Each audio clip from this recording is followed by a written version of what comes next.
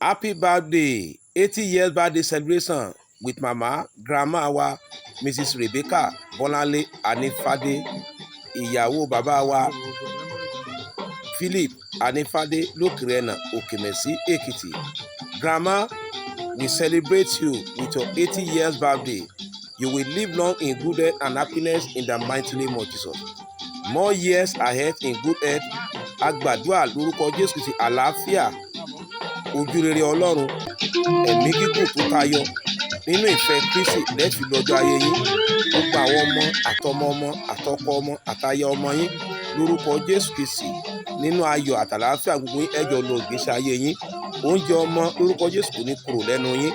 Ayọ̀ Ọlọ́run yóò máa wà pẹ̀lú yín. Ẹ ti ń dàgbà lórúkọ Jésù, ẹ ò ní dàgbà ìyà, ẹ ò ní dèyà àyà. A celebrate pẹ̀lú yín màmá.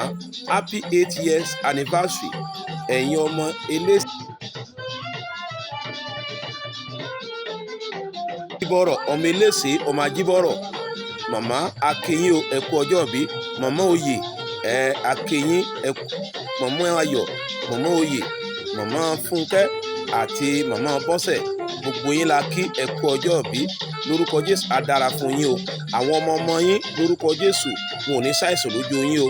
Ẹ ó dàgbà, ẹ dàrúgbó, ọkàn yín á sì balẹ̀. Bẹ́ẹ̀ tí ń ṣe ọdún yìí láyọ̀, tọdún tó bọ̀ yóò sojú ẹ̀mí yín. We celebrate you mama.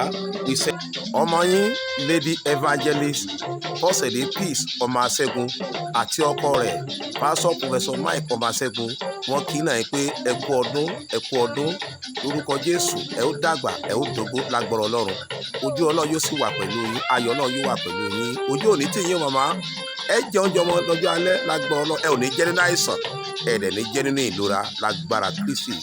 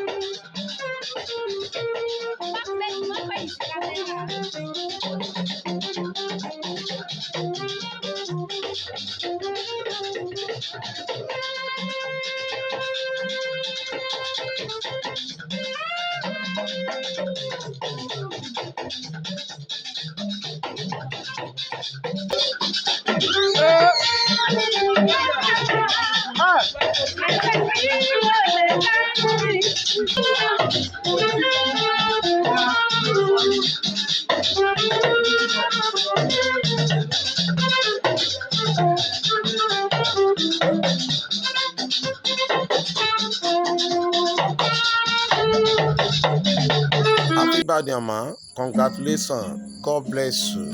See you live.